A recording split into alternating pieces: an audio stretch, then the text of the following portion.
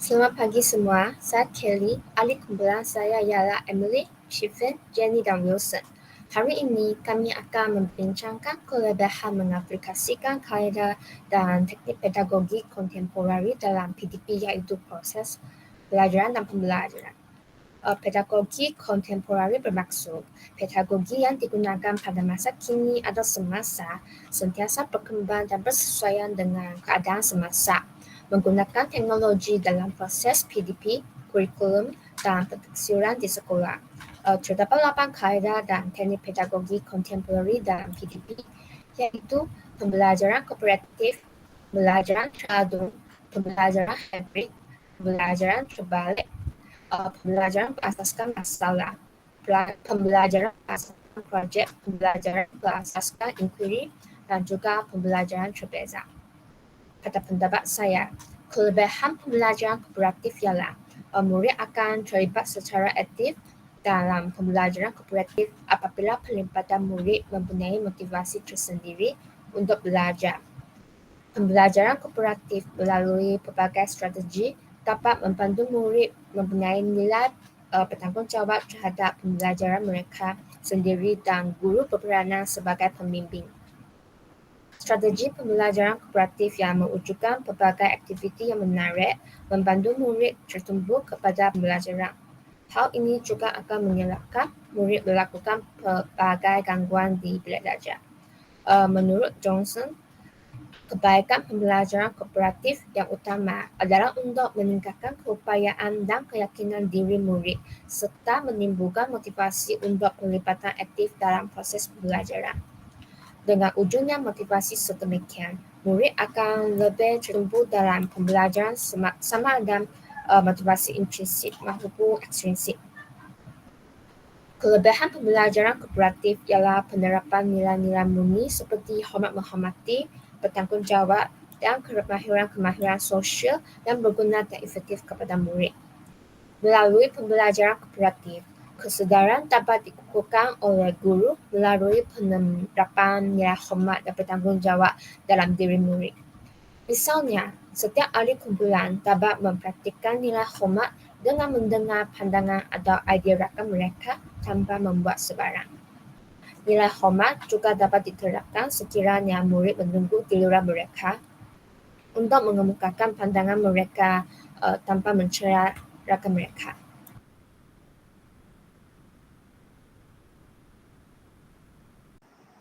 Pada pendapat saya, mengaplikasikan kaedah dan teknik pedagogi kontemporari dalam pembelajaran tentu mempunyai beberapa kelebihan penting. Pertama ialah relevan dengan zaman. Kaedah dan teknik kontemporari sering dikemas kini untuk disesuaikan dengan keperluan era moden. Ini memastikan PDP berada dalam konteks semasa dan menyediakan pelajar untuk menghadapi cabaran masa depan. Selain itu, interaktif dan menarik. Kaedah ini sering menggalakkan pelibatan aktif pelajar. Contohnya, penggunaan teknologi dan pelisian pendidikan dapat menjadikan proses pembelajaran lebih interaktif dan menarik. Akhir sekali, personalisasi pembelajaran. Kaedah ini membolehkan penyesuaian pembelajaran mengikut keperluan individu. Pelajar boleh mengakses bahan pembelajaran mengikut kadar mereka sendiri dan mengikut lawan pembelajaran yang sesuai dengan kebolehan dan minat mereka. Pada pendapat saya, kelebihan pembelajaran secara hybrid termasuklah pembelajaran hybrid dapat memberi peran kepada belajar untuk bersosial, kerana pembelajaran secara bersemuka boleh dilakukan secara langsung walaupun hanya untuk beberapa hari. Dengan bertemu secara langsung, kami mencetak peran untuk berinteraksi dengan guru, pensyarah dan rakan sekelas. Selain itu, pembelajaran secara hybrid dapat membantu memahami bahan dengan lebih baik. Dengan adanya sistem pembelajaran ini, peran untuk memahami pembelajaran dapat dibuka. Pembelajaran secara bersemuka tanpa secara atas talian adalah lebih berkesan berbanding dengan pembelajaran yang menggunakan satu sahaja kaedah pembelajaran. Dan jika pelajar tidak memahami sesuatu dalam khusus, lebih mudah untuk bertanya secara langsung. Di samping itu, sistem pembelajaran secara hybrid pastinya memberikan penyelesaian kepada pelajar. Pembelajaran secara hybrid hybrid memberikan penyelesaian kepada pelajar yang tidak dapat bersekolah secara fizikal yang disebabkan oleh penyakit kerana pelajar boleh mempunyai pilihan untuk belajar secara atas talian. Yang terakhir, pembelajaran secara hybrid dapat membantu mengembangkan keterampilan digital. Kanak-kanak yang tidak pernah didedahkan dengan teknologi secara tidak langsung boleh menjadi lebih mahir menggunakan teknologi digital melalui pembelajaran secara hybrid. Teknologi ini boleh digunakan secara alat pembelajaran. Sekurang-kurangnya mulai sekarang, pelajar tidak akan menggunakan teknologi digital secara melulu seperti bermain permainan atau media sosial. Pada pendapat saya, kelebihan pembelajaran berasaskan masalah iaitu problem-based learning adalah dapat merangsang pemikiran kritis pelajar serta meningkatkan kebolehan mereka untuk menyelesaikan masalah. Melalui kaedah PBL ini, setiap pelajar diberi banyak peluang untuk mempraktikkan teknik pembelajaran sendiri yang merupakan elemen penting dalam menentukan kejayaan masa depan mereka. Selain itu, kebolehupayaan pembelajaran pelajar dapat ditingkatkan melalui kerjasama dalam kumpulan yang diamalkan untuk subjek kejuruteraan.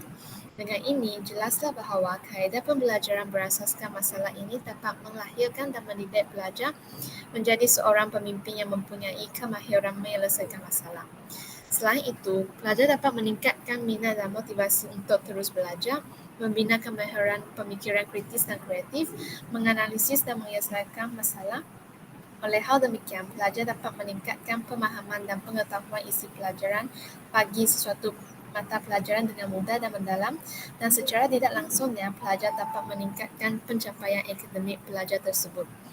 Pernyataan ini disokong dengan kajian yang dilakukan oleh Ward dan Lee 2004 menyatakan bahawa pelajar yang mengikuti kaedah PBL dapat memahami isi pelajaran dengan lebih mendalam bagi mata pelajaran teknologi makanan dan nutrisi. Selain itu, pembelajaran terbalik iaitu flipped classroom juga mempunyai banyak kebolehan. Konsep pembelajaran terbalik ini menterbalikkan tradisi pengajaran di mana pelajar mula diperkenalkan dengan bahan pembelajaran melalui bahan bacaan atau video sebelum sesi kuliah. Semasa pembelajaran, mereka boleh berbincang, menerangkan konsep dengan lebih mendalam dan menjalankan aktiviti yang memerlukan aplikasi pengetahuan.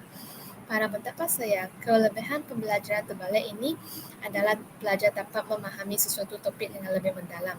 Hal ini demikian kerana pelajar mempunyai lebih banyak masa untuk memproses maklumat sebelum kelas yang boleh menghasilkan pemahaman yang lebih mendalam kerana mereka telah menggunakan bahan tersebut secara bebas dan luas sebelum ini. Selain itu, kelebihan yang seterusnya adalah penggunaan masa kelas yang lebih berkesan.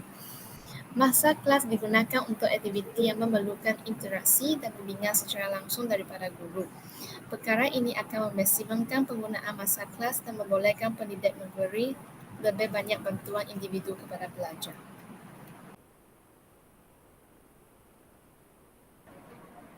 Kalau bagi saya, pembelajaran berasaskan projek iaitu project based learning adalah pendekatan pembelajaran yang menekankan pada pemberian tugas atau projek kepada pelajar untuk memecahkan masalah atau mencapai tujuan tertentu. Ini adalah cara pembelajaran yang berpusat pada pelajar di mana mereka aktif terlibat dalam proses pembelajaran mereka sendiri. Pembelajaran berdasarkan projek ini dapat mendorong pelajar terlibat dalam aktiviti dan membantu mereka memahami dengan lebih baik daripada pembelajaran yang pasif. Dalam project-based learning ini, siswa-siswa atau pelajar harus menerapkan konsep-konsep yang mereka pelajari dalam konteks. Ini dapat membantu mereka melihat relevan pelajaran dengan kehidupan sehari-hari. Project-based learning sering melibatkan kerja kelompok, iaitu dalam berkumpulan, yang memungkinkan siswa untuk belajar bekerjasama, berkomunikasi dan menghargai pandangan orang lain. Ini dapat mencerminkan lingkungan kerja nyata di mana kolaborasi adalah keterampilan yang sangat penting. Project-based learning ini dapat meningkatkan kreativitas siswa dan mendorong siswa untuk berfikir kreatif dan menemukan pendekatan yang unik untuk menyelesaikan tugas mereka. dan pembelajaran berbasis inquiry iaitu inquiry based learning adalah pendekatan pembelajaran yang menekankan pada eksplorasi, penemuan dan pemahaman konsep melalui konsep proses yang tanya jawab, penyelidikan dengan refleksi. Kelebihan pembelajaran ini adalah dapat mendorong pemikiran kritis. Pembelajaran berbasis inquiry mendorong siswa untuk mengajukan pernyataan, mencari bukti dan merumuskan argumen berdasarkan bukti. Ini dapat membantu dan mengembangkan kemampuan pemikiran kritis siswa-siswa. Selain itu, pembelajaran ini dapat membantu siswa untuk memiliki peran aktif dalam proses pembelajaran mereka sendiri. Mereka memilih topik, merancang eksperimen atau penelitian dan mengambil keputusan tentang arah pembelajaran mereka. Dalam proses tersebut, siswa akan mendapat pemahaman mendalam, siswa terlibat dalam eksplorasi dan pemecahan masalah. Mereka cenderung untuk memiliki pemahaman yang lebih mendalam tentang topik yang dipelajari. Antara kelebihan pembelajaran berbeza ialah penyelesaian individu. Kaedah ini membolehkan penyelesaian pembelajaran yang lebih berkesan kepada keperluan pelajar. Setiap pelajar boleh mengikuti laluan pembelajaran yang sesuai dengan mereka, gaya pembelajaran dan kebolehan mereka. Seterusnya, penggunaan teknologi. Teknologi seperti perhiasan pembelajaran berbantukan komputer, pembelajaran dalam talian dan aplikasi pendidikan boleh memperkayakan pengalaman pembelajaran yang membantu pelajar memahami dan menguasai konsep dengan cara yang lebih interaktif dan menarik. Akhirnya, pembelajaran aktif kaedah kontemporari sering menggalakkan pembelajaran aktif. Pelajar melibatkan diri dalam aktiviti pembelajaran yang melibatkan pemikiran kritis, kerja kumpulan dan eksperimen yang meningkatkan pemahaman mereka. Kesimpulannya, kaedah dan teknik pedagogi kontemporari amat berguna dalam PDP di Malaysia. Guru haruslah bijak menggunakan kaedah dan teknik pedagogi kontemporari yang sesuai dengan keadaan dan situasi murid supaya PDP dalam kelas dapat berjalan dengan lebih lancar. Akhirnya, terima kasih saya ucapkan kepada ahli kumpulan saya yang berusaha serta audiens yang sudi hadir dan mendengar pendapat kumpulan kita. Moga apa yang kita dapat pada hari ini dapat memberikan sedikit pencerahan dan input yang bermanfaat kepada semua. Sekian, terima kasih.